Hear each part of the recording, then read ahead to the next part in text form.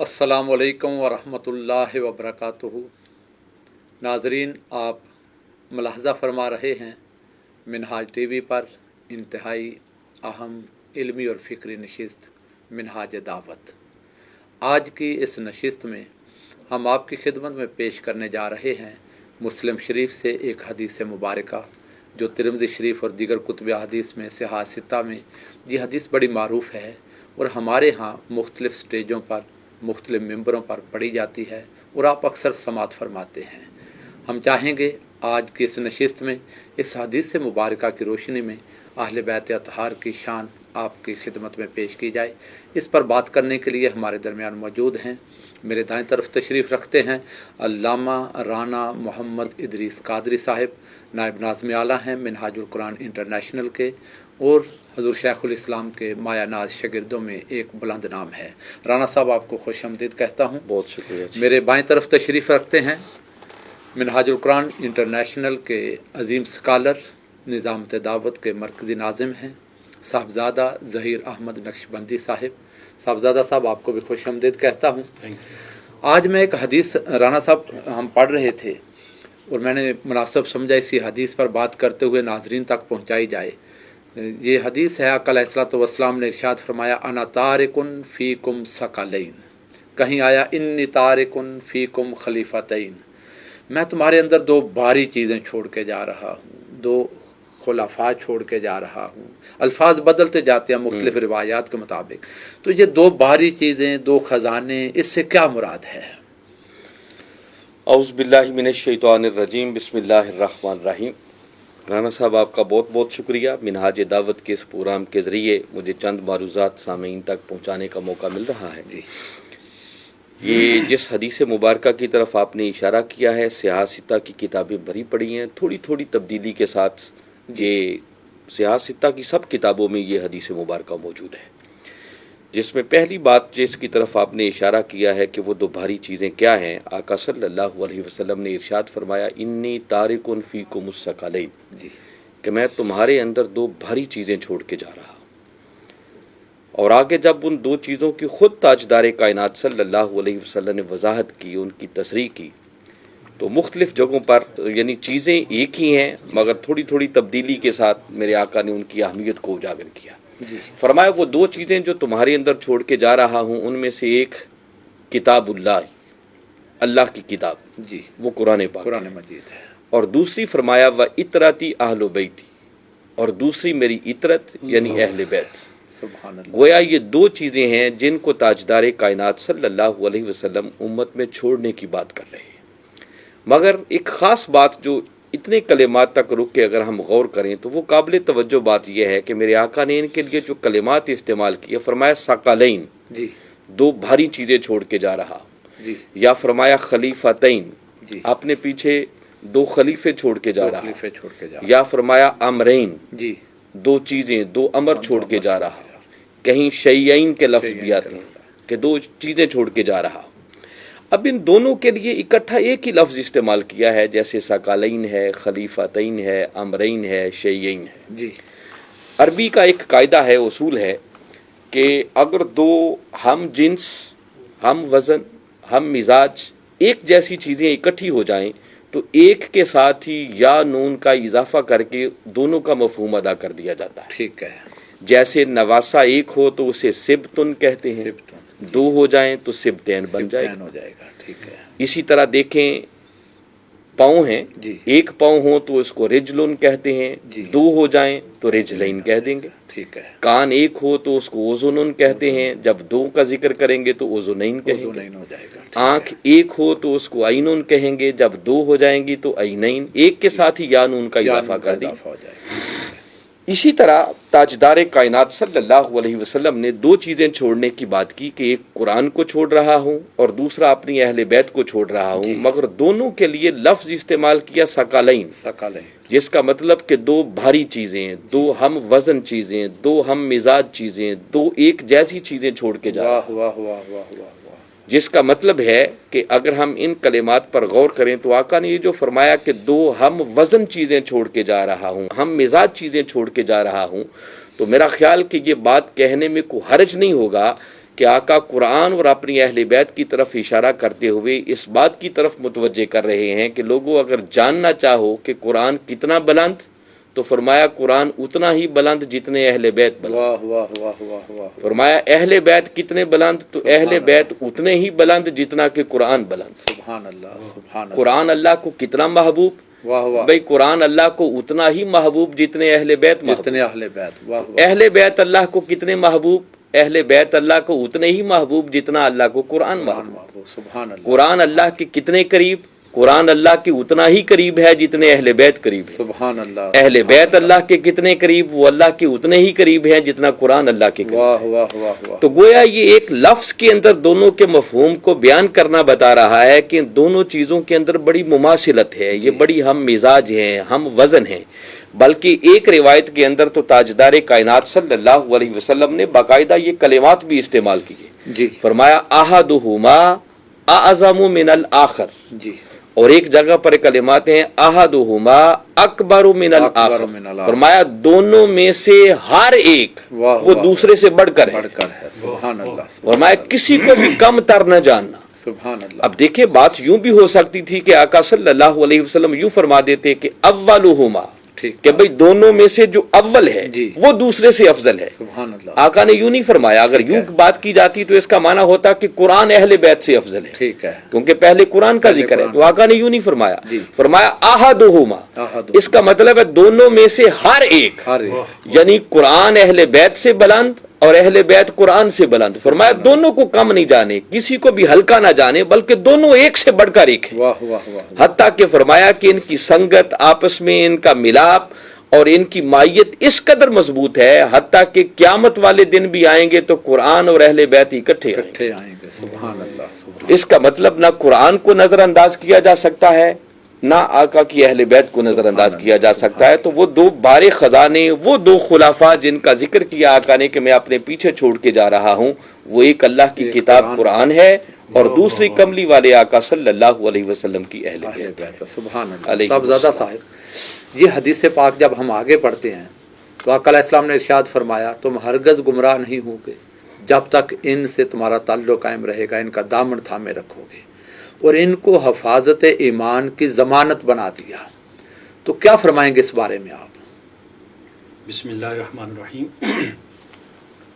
محترم رانا صاحب، آپ کا اور منہاج ٹی وی کی انتظامیہ کا شکریہ ادا کرتے ہوئے میں یہ عرض کروں گا کہ اس حدیث پاک میں جو آقا دو جہاں صلی اللہ تعالیٰ علیہ وآلہ وسلم نے اپنے پیچھے دو عظیم نعمتیں اور اپنی امت کے لیے دو بڑے انعامات چھوڑ کے جانے کا اعلان فرمایا، اور پھر ساتھ ہی فرمایا ما ان تمسکتم بہما لن تضلوا. سبحان اللہ.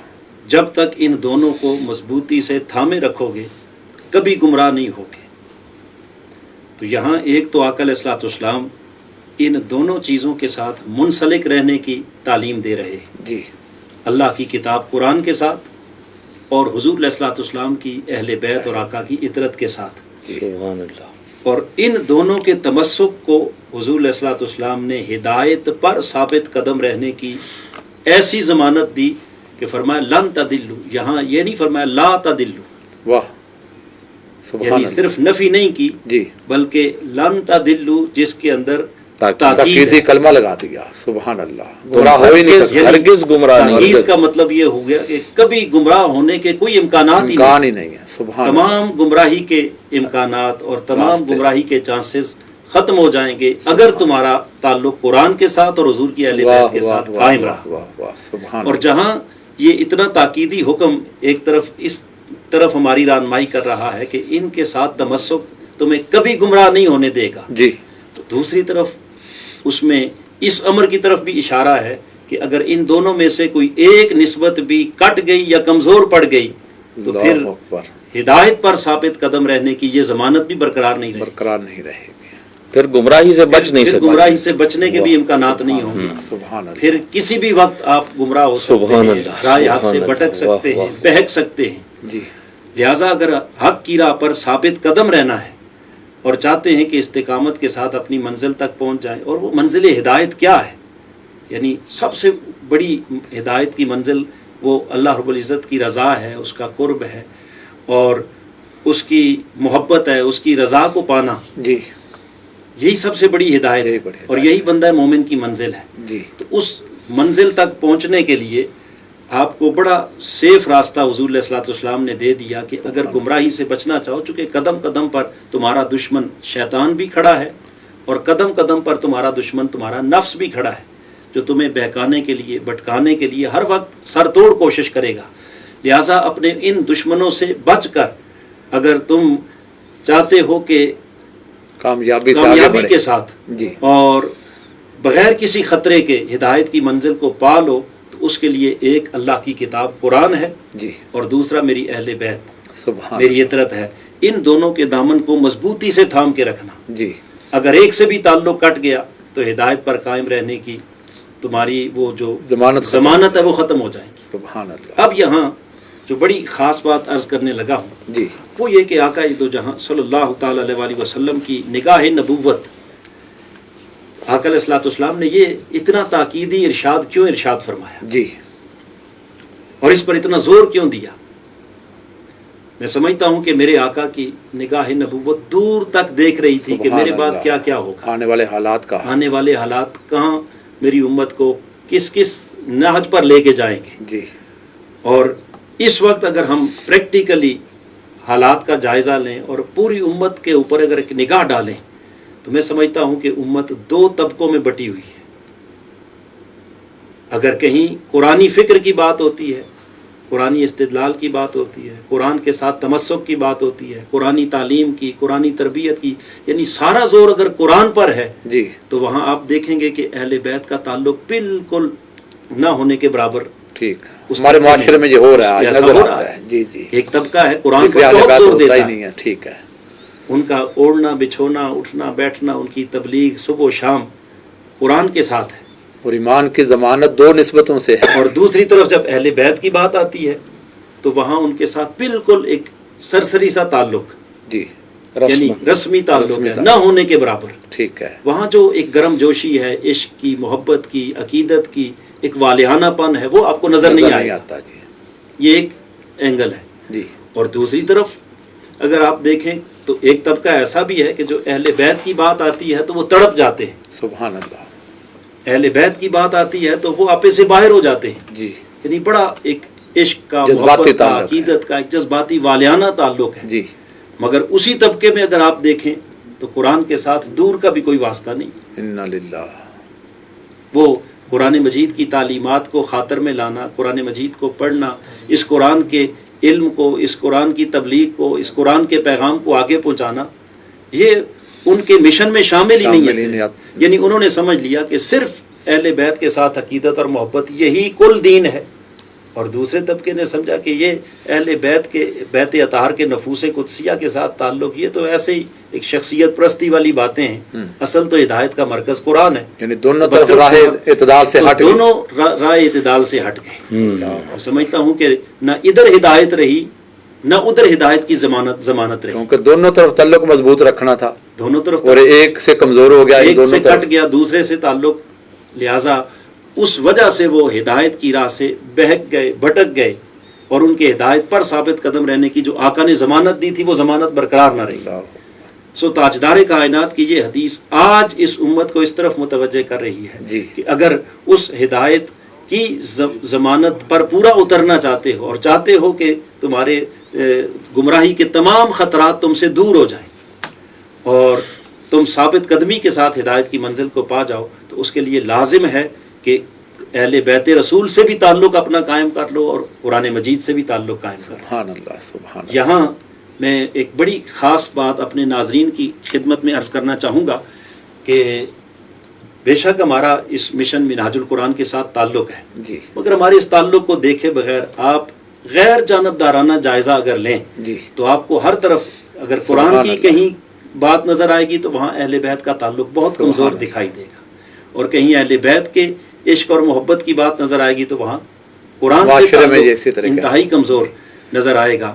میں سمجھتا ہوں کہ آقا علیہ السلام کی اس حدیث پاک کا صحیح مصداق اگر دیکھنا ہے اس وقت تو وہ حضور شیخ الاسلام کی تعلیمات ہیں، اور یہ منہاج القرآن کا مشن ہے کہ جہاں سے تاجدار کائنات کی اہل بیت کی محبت اور عقیدت کا پیغام بھی پوری دنیا میں حضور کی امت میں جا رہا ہے، اور جس مشن کی ساری صحیح اور ساری جد و جہد کا مقصد بھی رجوع الی القرآن، قرآن کے ساتھ اپنے ٹوٹے ہوئے تعلق کو بحال کرنا ہے۔ جی حضور شیخ الاسلام نے اپنی پوری زندگی اسی پر زور دیا، قرآن سے بھی تعلق جوڑا اور حضور کی اہل بیت سے بھی تعلق جوڑا، اور آگے ان کے تربیت یافتہ شاگرد بھی آج دیکھیں پوری دنیا کے اندر دروس قرآن کے نام سے قرآن مجید کے ساتھ رجوع الی القرآن کی ایک تحریک چل رہی ہے، اور جب حب اہل بیت کی بات آتی ہے 300 سے زیادہ شہروں اور مقامات پاکستان میں جہاں دروس قرآن ہو رہے ہیں، اور پھر سبحان اللہ، ورلڈ پھر کے اندر دنیا میں ہو رہے ہیں، سبحان پھر جب اہل بیت کی محبت کی بات آتی ہے تو یوں لگتا ہے کہ ان جیسا اہل بیت سے محبت کرنے والا ہے ہی کوئی۔ ابھی پاکستان بھر میں کانفرنسز ہوئی، دنیا بھر میں ہوئی، سوشل میڈیا پہ ہر روز ہم دیکھتے ہیں ہمارے اسکالر جو ہیں وہ شان اہل بیت پر اور امام علیہ السلام۔ میں سمجھتا ہوں کہ اس وقت اگر تاجدار کائنات صلی اللہ تعالی علیہ وسلم کی امت کو صحیح راستے پر جی گامزن کرنے کے لیے کوئی کوشش کسی جگہ سے ہو رہی ہے تو وہ جس کو حضور نے فرمایا نا امت وسط، جی وَكَذَلِكَ جَعَلْنَاكُمْ أُمَّةً وَسَطًا، قرآن مجید کہتا ہے کہ ہم نے تمہیں اعتدال والی امت بنایا سبحان ہے، اللہ، ایسے نہیں کہ ایک طرف ایکسٹریم پہ چلے جاؤ اور دوسری طرف بالکل ہی جو ہے وہ اپنا تعلق توڑ بیٹھو۔ جی رانا برابری کا تعلق، اور یہی آقا علیہ السلام کی ہے، تعلیمات ہیں سبحان کہ اگر دونوں سے مضبوطی سے تعلق اپنا قائم رکھو گے تو کبھی گمراہ نہیں ہوگے۔ سبحان اللہ۔ رانا صاحب ابھی آپ نے اس حدیث پاک کے کچھ الفاظ پڑھے، احدہما اعظم من الآخر، اس پر ذرا تھوڑی سی وضاحت، یہ بڑے خوبصورت الفاظ ہیں، حدیث مبارکہ ایک پیغام ہے اس میں بڑا۔ جی ہاں، یہ دونوں جگہ پر جو کلمات آئے ہیں، احدہما اعظم من الآخر یا احدہما اکبر من الآخر، جی یہ بڑی اہمیت کے حامل ہیں، جو ہمیں اس بات کی طرف متوجہ کر رہے ہیں کہ یہ دو چیزیں، جو ایک اللہ کی کتاب قرآن ہے اور دوسری تاجدار کائنات صلی اللہ علیہ وسلم کی اہل بیت ہے، ان دونوں میں سے کبھی کسی کو بھی ہلکا نہیں جاننا، سبحان اللہ، کسی کو کم نہیں جاننا۔ میں سمجھتا ہوں کہ اگر تھوڑا سا ایک سٹیپ ہم اس سے پیچھے جائیں تو یہ بات سمجھنے میں زیادہ آسانی ہو جائے گی۔ جی جامع ترمذی کی ایک روایت ہے جس میں تاجدار کائنات صلی اللہ علیہ وسلم نے ارشاد فرمایا، اسی طرح کی کلمات ہے کہ تمہارے اندر دو چیزوں کو چھوڑ کے جا رہا ہوں، جب تک دونوں کا دامن تھامے رہو گے تم کبھی گمراہ نہیں ہو سکتے۔ مگر وہاں جب بات کی تو میرے آقا صلی اللہ علیہ وسلم نے فرمایا کہ ایک اللہ کی کتاب یعنی قرآن ہے، اور دوسری جب بات آئی تو ساتھ ہی فرمایا وسنتی، اور دوسری چیز جو چھوڑ رہا ہوں وہ میری سنت ہے۔ سبحان اللہ۔ مگر یہ روایت جو صحیح مسلم شریف کی ہے، اس میں جب ہم دیکھتے ہیں تو میرے آقا صلی اللہ علیہ وسلم فرمایا اسی طرح دو چیزیں چھوڑ کے جا رہا ہوں، جی تم گمراہ نہیں ہو سکتے جب تک دونوں کا دامن تھامے رہو گے۔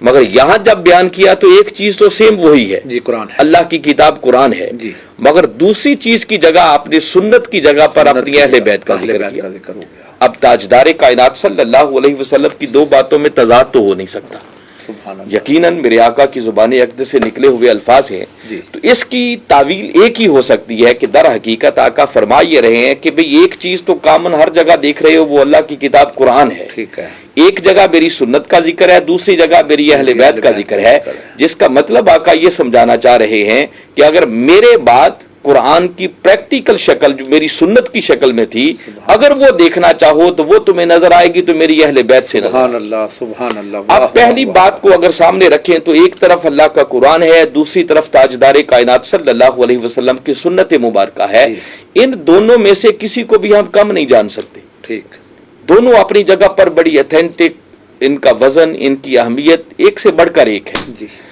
کیونکہ آپ دیکھیں نا کہ قرآن اللہ کی وحی ہے، جی اور تاجدار کائنات صلی اللہ علیہ وسلم کا ہر قول، ہر فعل، ہر عمل، جو کچھ، دونوں ان چیزوں پر قرآن گواہ ہے۔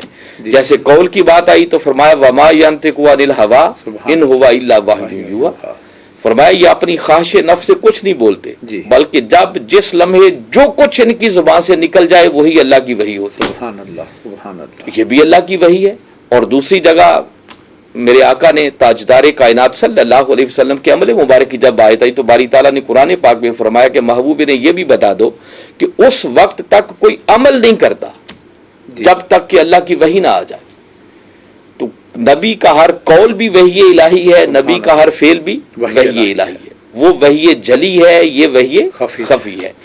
تو دوسرا یہ جو فرمایا کہ ان میں سے کسی کو کم نہ جاننا، ایک اس کا معنی یہ بھی ہے کہ دیکھیں آپ یوں سمجھیں کہ قرآن ایک تھیوری ہے جی، مگر اس کی پریکٹیکل شکل اگر آپ کو نظر آئے گی تو وہ تاجدار کائنات صلی اللہ علیہ وسلم کی سنت مبارکہ ہے۔ اب قرآن حکم دیتا ہے کہ نماز قائم کرو، جی، بھئی نماز کیسے قائم کریں؟ نماز قرآن اس پر خاموش ہو جائے، ایون کہ قرآن میں تو 5 نمازوں کی رکعتوں کا بیان بھی کوئی نہیں، ٹھیک ہے۔ تو اس کی پریکٹیکل شکل اگر ملتی ہے تو وہ تاجدار کائنات صلی اللہ علیہ وسلم کی سنت مبارکہ سے، تو دونوں میں سے تھیوری ہو یا پریکٹیکل کسی ایک کو بھی ہم نظر انداز نہیں کر سکتے۔ جو تھیوری میں فیل ہو جائے گا وہ بھی فیل، جو پریکٹیکل میں فیل ہوگا وہ بھی فیل۔ کوئی ایک کو تھام کے بیٹھ جائے دوسری کو نظر انداز کر دے تو اس کی کامیابی کا کوئی تصور نہیں ہے۔ اب کملی والی آقا نے اپنی سنت کی جگہ اپنی اہل بیت کو رکھا، فرمایا جس طرح قرآن کے ساتھ پریکٹیکل شکل میری سنت تھی، اسی طرح میری سنت کے بعد اگر قرآن کی پریکٹیکل شکل دیکھنا چاہو تو وہ تمہیں نظر آئے گی، تو میری اہل بیت میں نظر آئے گی۔ واہ واہ، اس لیے فرمایا کہ ان کو اس حوالے سے بھی کبھی کسی کو کم نہ جاننا کہ ایک کے ساتھ تعلق جوڑ لیں دوسرے کو چھوڑ دیں، دوسرے کے ساتھ جوڑ لیں پہلے کو چھوڑ دیں۔ فرمایا کسی ایک طرف بھی اگر تعلق کمزور ہو گیا تو تمہاری ہدایت کی راہ پر گامزن رہنے کی کوئی صورت باقی نہیں بچے گی۔ اس پر میں آپ کو ایک بڑی ایمان افروز بات بتاتا ہوں جس سے ان دونوں کی اہمیت اور دونوں کی عظمت اور دونوں کی قدر و قیمت کا آپ کو اندازہ ہو۔ جی، ایک بڑی ایمان افروز حدیث مبارکہ ہے۔ حسنین کریمین علیہ السلام چھوٹے شہزادے ہیں، اپنے نانا کے گھر آئے ہوئے ہیں، جی، میرے آقا مسجد نبوی میں منبر پر جلوہ افروز ہیں، خطبہ ارشاد فرما رہے ہیں، واہ واہ واہ، اور ایسے میں دونوں شہزادے گھر سے جو نکلے حجرہ مبارک سے، پردہ ہی تو تھا درمیان میں، ادھر مسجد نبوی تھی ادھر آقا کا حجرہ مبارک تھا، تو اپنے نانا کے گھر آئے ہوتے کھیلتے کھیلتے مسجد میں آ جاتے۔ جیسے مسجد میں داخل ہوئے تو چونکہ چھوٹے بچے تھے تو میرے آقا نے دیکھا جیسے وہ لڑکھڑا رہے ہیں کہیں گر نہ جائیں، تو میرے آقا نے محبتاً شفقتاً اپنے ممبر کو چھوڑا، اپنے خطاب کو چھوڑا، اپنے واز کو چھوڑا اور آگے بڑھ کر شہزادوں کو اٹھا لیا، سبحان اللہ سبحان اللہ، اور پھر خالی اٹھایا ہی نہیں، اٹھا کر اپنی گود میں بٹھا لیا، سبحان اللہ۔ اور پہلا واز جو ہو رہا تھا وہ ایک طرف رہا اور آگے آقا نے ان کے فضائل بیان کرنے شروع کر دی، سبحان اللہ، ان کی بات آگے شروع کر دی جی، کہ مجھے ان کی محبت میں رہا نہیں گیا کہ میں نے اپنا ممبر چھوڑ کر ان کو اٹھا لیا، سبحان اللہ، اور اللہ کی بارگاہ میں ہاتھ اٹھا کر دعا کر رہے ہیں کہ مولا میں ان سے محبت کرتا ہوں تو بھی ان سے محبت کر، سبحان اللہ، اور جو ان سے محبت کرے مولا تو ان سے بھی محبت کر۔ سبحان اللہ سبحان اللہ۔ اب میں یہاں جو خاص بات بتا رہا ہوں کہ دیکھیے کوئی عالم دین ممبر پر بیٹھا ہو، جی، خطاب کر رہا ہو، واز کر رہا ہو، بھلے سے اس کے سامنے قرآن ہی کیوں نہ رکھا ہو، اب دیکھیں نا کہ اب قرآن اگر اس کے سامنے رکھا ہوا ہو، ہمارے تو بالعموم صورتحال یہ ہوتی ہے کہ ہم جب ممبروں پہ بیٹھ کر خطاب کرتے ہیں تو تبرکن ایک آیت پڑھتے ہیں، اس کے بعد پورے خطاب کے اندر شاید قرآن کی کوئی آیت آئی نہ، جی، تو اگر وہ خطاب کر رہا ہو تو سامنے اس کا کتنا ہی لاڈلا بیٹا آ جائے، وہ گر رہا ہو، تو کیا خیال ہے شریعت اجازت دے گی کہ ممبر رسول کو چھوڑ کر جا کر اپنے بچے کو اٹھائیں؟ کوئی نہیں اٹھتا ایسا، ممبر رسول کا ایک اپنا ادب ہے، ایک اپنا حیا ہے، اس کا ایک پاس ہے، تو میرا خیال ہے کہ حکم یہی ہوگا کہ بھئی اپنے واز کو، اپنے خطاب کو جو اللہ اور اس کے رسول کا بیان ہو رہا ہے اسی کو جاری رکھا جائے، تو اجازت نہیں ہے۔ مگر ادھر تاجدار کائنات صلی اللہ علیہ وسلم کو دیکھیں کہ آپ جب ممبر پر بیٹھ کر فرما رہے ہیں تو آپ کی شان یہ ہے کہ آپ کی زبان اقدس سے جو کچھ بھی نکلے گا، ہم تو جب کھڑے ہوتے ہیں نا تو میں بتا رہا ہوں نا کہ ممکن ہے کوئی شاید ہی کوئی قرآن کی حدیث کی بات آئے، باقی تو پھر اپنی طرف سے سب کچھ بیان ہو رہا ہوتا ہے نا، مگر مسجد نبوی کے ممبر پر جو ہستی جلوہ افروز ہے ان کی شان یہ ہے کہ ان کی زبان سے جو کچھ نکلے گا یا اللہ کا قرآن ہوگا یا حدیث رسول ہوگا، تیسری شاید تو ہو ہی کوئی نہیں سکتی، ٹھیک، دونوں صورتوں میں وہی ہے، دونوں صورتوں میں وہی ہے۔ اب بیان وہی کا ہو رہا ہے، یا قرآن کا بیان ہوا ہے یا آقا اپنی بات فرما رہے ہیں جس کو نظر انداز ہم نہیں کر سکتے ہیں، اور جو سامنے آ رہے ہیں گر رہے ہیں وہ قرآن نہیں ہے، ٹھیک ہے، مگر قربان جائے۔ اب میرے آقا شاید یہی اہمیت سمجھانا چاہ رہے تھے کہ میرے آقا نے قرآن کے واز کو چھوڑا، اپنے حدیث کے بیان کو چھوڑا اور آگے بڑھ کر گرتے ہوئے شہزادوں کو پہلے اٹھا لیا، سبحان اللہ سبحان اللہ۔ وہ جو آقا فرما رہے ہیں نا کہ بھئی دونوں میں سے کسی ایک کو بھی کم نہیں جاننا، جی، اب دیکھیں نا دوسری طرف ہی اگر علامہ صاحب ممبر پر بیٹھے خطاب کر رہے ہیں اور سامنے اونچی جگہ کوئی قرآن رکھا ہوا ہے، جی، اور اچانک قرآن نیچے گرنے لگے تو میرا خیال ہے اب شریعت حکم دے گی کہ علامہ صاحب اپنے واز کو بیان کو چھوڑو، پہلے گرتے ہوئے قرآن کو اٹھاؤ، توڑ کے جاؤ اس کو۔ اب قرآن کو اٹھانا ہوگا، قرآن کو تھامنا ہوگا تاکہ ان کو گرنے سے بچائیں۔ میں وہاں بتا رہا ہوں کہ وہاں جو مسجد نبوی کے ممبر پر ہستی جلوہ افروز ہے، وہ ہستی وہ ہے کہ جن کی زبان سے یا قرآن نکلتا ہے یا حدیث نکلتا ہے، بیان قرآن اور حدیث کا ہو رہا ہے، اور جو گر رہے ہیں وہ قرآن نہیں ہے، وہ حسنین کریمین علیہم السلام۔ سبحان اللہ۔ مگر میرے آقا نے قرآن کو چھوڑا، حدیث کو چھوڑا، ممبر کو چھوڑا، اور آگے بڑھ کر شہزادوں کو اٹھا کر اپنی گود میں بٹھا لی، سبحان اللہ، سبحان اور انہی پر آگے گفتگو کرنا شروع کر دی۔ سبحان تو میرے خیال میرے آقا اپنے اس طرز عمل کے ذریعے بھی امت کو جو میسج اور پیغام دینا چاہ رہے ہیں، وہ ایک ہی بات سمجھ میں آتی ہے کہ آقا سمجھانا چاہ رہے ہیں کہ دونوں میں سے کسی ایک کو بھی ہلکا نہیں جاننا، کم نہیں جاننا۔ یہ وجہ ہے کہ اسی حدیث مبارکہ کو اگر آگے دیکھیں تو میرے آقا نے بار بار تاکید فرمائی، اذکرکم اللہ فی اہل بیتی، اذکرکم اللہ فی اہل بیتی، اذکرکم اللہ فی اہل بیتی۔ 3 مرتبہ میرے آقا نے یہ کلمات دہرائے اور اپنی امت کو مخاطب کر کے فرمایا کہ دیکھو میں تمہیں اپنی اہل بیت کے بارے میں اللہ کی یاد دلاتا ہوں، اللہ اکبر، اللہ۔ میری اہل بیت کو کبھی فراموش نہ کرنا، ان کو کبھی ہلکا نہ جاننا۔ بار بار یہ نصیحت بار اور بار اس وصیت کی ہے۔ طرف متوجہ کیا جس سے اہل بیت کی شان کو نمایاں کرنا مقصود تھا، اور اس سے پہلے قرآن پر ترغیب دلائی ہے۔ تو اس کا مطلب کہ دونوں سے جب تک انسان اپنا تعلق اور رشتہ قائم نہیں رکھتا ہے، تب تک اس کے ہدایت اور ایمان کے محفوظ رہنے کی کوئی ضمانت اور گارنٹی نہیں ہے۔ رانا صاحب بہت خوبصورت گفتگو فرمائی آپ نے، بہت علمی نکات، یہ آپ کا ایک خاصہ ہے ماشاءاللہ۔ صاحبزادہ صاحب اب اس حدیث کو مکمل کرتے ہوئے حضور علیہ السلام نے جو فرمایا کیف تخلفون من بعدی، میرے بعد ان سے کیا کرو گے، یہ جو حضور فرمایا اللہ کی یاد دلاتا ہوں، اس کے بارے میں کیا ارشاد فرمائیں گے؟ بسم اللہ الرحمن الرحیم۔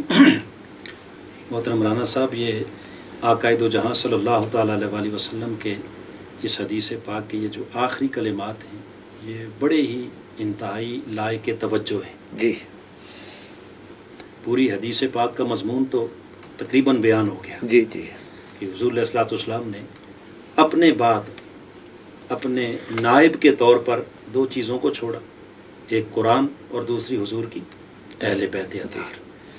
پھر ان دونوں کے ساتھ تعلق کو حضور علیہ الصلوۃ والسلام نے ہدایت پر ثابت قدم رہنے کی ضمانت قرار دیا، جی ایمان کی سلامتی کا سبب قرار دیا، جی، اور اینڈ پر جا اور پھر آگے ان دونوں کی جو عظمت اور شان بیان کرتے ہوئے فرمایا احدہما اعظم من الآخر جی وفی روایت اکبر من الآخر، جی ایک سے بڑھ کے ہے، جی، ایک دوسرے سے عظیم تر ہے، اور اینڈ اس پر کیا کیف تخلفون من بعدی، اے میرے غلاموں، جو 2 عظیم نعمتیں اور 2 بڑے انعامات اور جو تمہارے سورس آف ہدایت اسے کہہ لیں یا ہدایت پر ثابت قدم رہنے کی جو 2 ضمانتیں ہیں، جو کچھ تمہیں دے کے جا رہا ہوں، جی، اب دیکھنا یہ ہے کہ میرے بعد تم ان کے ساتھ کیا سلوک کرتے ہو، سبحان اللہ، میرے بعد تم ان کے ساتھ کیا سلوک، کیا معاملہ کرتے ہو۔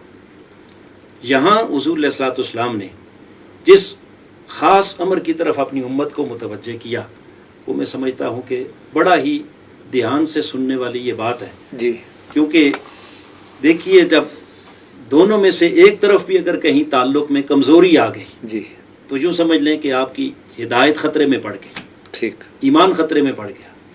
کہیں بھی ایک طرف اگر تعلق کٹ گیا تو یوں سمجھ لیں کہ آپ نے اپنے آدھے ایمان کو، اپنی آدھی ہدایت کو کاٹ کے رکھ دیا۔ لہٰذا کیف تخلفون من بعدی، جس میں حضور نے فرمایا کہ میں دیکھنا یہ چاہتا ہوں کہ میرے بعد تم ان کے ساتھ کیا سلوک کرو، کیا سلوک کرو گے، کیا معاملہ کرو گے۔ برتاؤ ہوگا تمہارا۔ اب تاجدار کائنات صلی اللہ تعالیٰ علیہ وسلم کی نگاہ نبوت دیکھ رہی تھی کہ میرے بعد ایک وقت آئے گا کہ اس قرآن مجید کے ساتھ بھی اور میری اہل بیت کے ساتھ بھی میری امت کا تعلق جو ہے وہ کمزور پڑ جائے گا، جی اس تعلق کے اندر وہ پختگی نہیں رہے گی، جی، ایسی پختگی کہ جو ان کو ہدایت پر ثابت قدم رکھ سکے، سبحان اللہ، گمراہی کے امکانات ہوں گے، تو اس کی طرف حضور علیہ الصلوۃ والسلام نے اشارہ کیا۔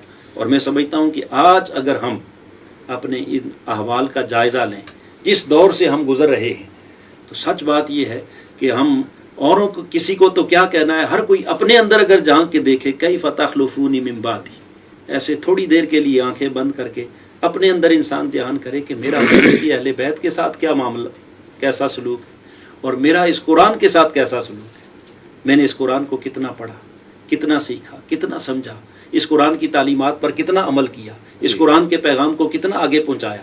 آقا علیہ الصلوۃ والسلام کی اہل بیت کے ساتھ میرا قلبی تعلق کی کیا کیفیت ہے، جی، ان کے ساتھ محبت کی، عشق کی، ادب کی، پھر اطاعت کی، اتباع کی، ان کی سیرت کا رنگ میں نے کتنا اپنایا۔ سبحان اللہ۔ اگر بلکہ انسان ایک جگہ پر تو سب زیادہ صاحب کلمات حدیث مبارکہ میں اسی ذیل میں جو آئی ہے وہاں جیسے ہے نا ان تمسکتم بہما، وہاں ہے ان اتبعتموہما، ان اتبعتموہما، ان کی جی جب تک ان دونوں کی اتباع کرتے رہو گے۔ اتباع کرتے رہو۔ سبحان اللہ۔ اور اتباع کا ایک معنی محبت کا بھی اس کے اندر پایا جاتا ہے۔ واہ واہ۔ فالو کرنا تو ہے ہی اپنی جگہ پر، جی جی۔ اطاعت تو آ ہی جائے گا، مگر اطاعت اور اتباع میں فرق یہ ہے کہ اطاعت محبت کے بغیر بھی ہو سکتی ہے، ٹھیک ہے، مگر اتباع اس کا محبت کے بغیر وجود ہی کوئی واہ نہیں۔ واہ واہ، یعنی جب تک ان دونوں سے محبت کرتے ہاں، رہو گے، ان کی اطاعت ہو اور اطاعت بھی محبت کے ساتھ۔ محبت کے ساتھ۔ جی۔ سبحان اللہ۔ عرض یہ کر رہا تھا کہ اطاعت اور محبت دونوں چیزیں اس میں لازم اور ملزوم ہیں۔ سبحان اللہ۔ اور پھر چونکہ آقا علیہ الصلوۃ والسلام نے کئی فتخلفونی سے پہلے جی اگر حدیث پاک کے کلمات پر تھوڑا سا اگر ہم غور کریں جی تو حضور علیہ الصلوۃ والسلام نے ایک طرف قرآن مجید کی طرف کی ترغیب دی، جی، رغبہ وحثہ، آقا علیہ السلام نے ابھارا، دوبارہ ٹھیک ہے، یہ حبل ممدود، اس کو اللہ پاک کی رسی قرار دیا آسمان سے، یعنی جڑنے ایک کے لیے تشبیہ زمین دی آقا تک علیہ ہے۔ الصلوۃ والسلام نے جی کہ آسمان سے لٹکی ہوئی ایک ایسی رسی ہے کہ جس کو آپ نے مضبوطی سے تھام کے رکھنا، ٹھیک ہے، اور اس پر ترغیب دی، اس پر ابھارا، یعنی زمین پر اس کو تھام لو گے تو آسمان سے جڑ جاؤ گے، جڑ جاؤ گے، یعنی آسمان یہ والے سے جڑ جاؤ گے، یعنی آسمان والے سے آسمان سے تعلق- زمین تک یہ ایک رسی رسی ہے۔ ایک اور ایک تعلق حدیث جوڑنے کے مبارکہ لیے۔ میں تو یوں بھی آتا ہے کہ اس کا ایک سرا اللہ کے ہاتھ میں ہے اور دوسرا سرا تمہارے ہاتھ میں تمہارے ہے۔ واہ واہ واہ، یعنی اللہ قرآن تک کو پکڑ پہنچنے لیا کا تو آپ ذریعہ کے ہے۔ ہاتھ کو پکڑ لیا۔ سبحان اللہ۔ اللہ کی رسی کو مضبوطی سے تھامے، اسی کا قرآن مجید بھی حکم دیتا ہے جی جی جی، کہ اللہ کی رسی کو مضبوطی سے تھامے رکھو، تو یہ رسی جس کو آقا علیہ الصلوۃ والسلام بیان کریں وہ قرآن مجید ہے۔ سبحان اللہ۔ اب ایک طرف قرآن کی بات کی اور دوسری طرف آقا اب اس کو علیہ سب سمیٹ دے جی دینا جی، گفتگو اس دوسری طرف آقا علیہ الصلوۃ والسلام نے جب اپنی اہل بیت کی بات کی جی۔ تو فرمایا اذکرکم اللہ فی اہل بیتی، اللہ اکبر۔ اذکرکم اللہ فی اہل بیتی، 3 بار حضور کے یہ کلمات، یعنی تمہیں اللہ کی یاد دلاتا ہوں، مقصد کیا ہے کہ تمہیں اپنی اہل بیت کے معاملے میں اللہ کا خوف دلاتا ہوں، مطلب میری اہل بیت کے معاملے میں اللہ سے ڈرتے رہنا، ڈرتے رہنا، اللہ سے ڈرتے رہنا، یعنی کوئی ایسا قدم نہ اٹھانا کہ جس کی وجہ سے کہیں میری اہل بیت کی شان میں کوئی کمی آ جائے، ان کی محبت میں کوئی فرق آ جائے، اور ان کے مقام اور مرتبہ سے کم تر کوئی معاملہ ان کے ساتھ نہ کرنا، اللہ سے ڈرتے رہنا، چونکہ ادھر تھوڑا سا بھی اگر قدم پھسل گیا ادھر اللہ کا غیظ اور غضب آ جائے۔ ادھر سبحان اللہ۔ قرآن مجید کو اللہ کی رسی قرار دے کر فرمایا کہ اگر تھوڑا سا تعلق ڈھیلا پڑ گیا تو سمجھ لو کہ اللہ کی رسی آپ کے ہاتھ سے نکل گئی، اور ادھر تھوڑا سا بھی آپ کا اگر قدم پھسل گیا تو آپ نے یوں اللہ سمجھ کی لیں کہ گرفت سے اللہ بچ کے- نہیں سکتے۔ اللہ کی گرفت سے نہیں بچ سکو گے، اللہ کے غیظ اور غضب کا شکار ہو جاؤ گے۔ تو میں سمجھتا ہوں کہ ہم میں سے ہر ایک کو اور پوری امت کو اس وقت اس امر کا خصوصی جائزہ لینا ہوگا کہ ہمارا تعلق بالقرآن کیسا جا رہا ہے، اور ہمارا تعلق بالاہل بیت، اہل بیت رسول کے ساتھ ہمارا کیا رسمی تعلق ہے، کیا صرف سال کے بعد عزاداری کا تعلق ہے، خالی ذکر اذکار کا تعلق ہے، جی۔ یا ان کے ساتھ حقیقی محبت کا، عشق کا، ادب کا، غلامی کا، اطاعت اور اتباع کا تعلق ہے۔ اگر یہ دونوں تعلق جڑ جائیں تو یقیناً آقا علیہ الصلوۃ والسلام نے فرمایا کہ لن تدلوا، جب کبھی گمراہ نہیں ہوگے، ہدایت کو پا جاؤ گے، اس کا مطلب یہ ہوا کہ پھر دنیا بھی تمہاری ہے اور آخرت بھی تمہاری ہے، سب کچھ اسی کا ہے جس کے ہاتھ میں حضور کے اہل بیت کا دامن ہے اور جس کے ہاتھ بہت میں شکریہ قرآن۔ صاحب زادہ صاحب، محترم رانا صاحب، اللہ آپ کو سلامت رکھے اور آپ کا یہ فیض جاری رہے، اور اللہ آپ کے نسلوں میں جو آپ کا فیض علم اور عمل جاری فرما دے۔ ناظرین، ہمارے ہاں مختلف مسالک ہیں، فرقے ہیں۔ ایک زمانہ تھا کہ مسلکوں کی بنیاد علمی تحقیق ہوتی تھی اور اس پر لوگ عمل کرتے تھے۔ بدقسمتی سے آج مسالک کی بنیاد علمی تحقیق اور نقطہ نظر نہیں بلکہ دوسرے کی مخالفت ہو گئی ہے۔ اس مخالفت کی وجہ سے ہم نے جائزہ یہ لینا ہے کہیں بدقسمتی سے یہ جو آقا علیہ السلام فرما رہے ہیں 2 چیزوں سے تعلق جوڑے رکھنا، ہم نے اپنے مسالکانہ مخالفت کی وجہ سے کہیں ان 2 میں سے کسی ایک سے دور تو نہیں ہوتے جا رہے۔ جیسے میرے مہمانوں نے آج ذکر کیا کہ کوئی قرآن پہ تو بڑا زور دیتا ہے پورا سال، اس کی زبان پہ اہل بیت کا ذکر ہی نہیں آتا، کوئی سال بھر اور زندگی بھر اہل بیت کا بڑا ذکر کرتا ہے، قرآن کی بات ہی نہیں کرتا۔ تو کیا ہماری جہالت، ہماری نادانیاں ہمیں اللہ اور رسول کی تعلیمات سے دور تو نہیں کرتی جا رہی؟ خدا را ان احوال کا جائزہ لیں، اپنے گریبانوں میں جھانکیں اور اللہ رسول کے احکامات پر عمل کی طرف آئیں۔ ہم نے کوشش کی آج منہاج القرآن کے اس پلیٹ فارم سے، منہاج دعوت کے اس پروگرام سے، کہ ہم اللہ رسول کے احکامات پہنچائیں اور اس کی روشنی میں ہم اپنے ایمانوں کا جائزہ لیں کہ ہمارا تعلق آج قرآن سے کیا ہے، ہمارا تعلق آج اہل بیت سے کیا ہے۔ دیکھتے رہیے منہاج ٹی وی۔ بہت شکریہ۔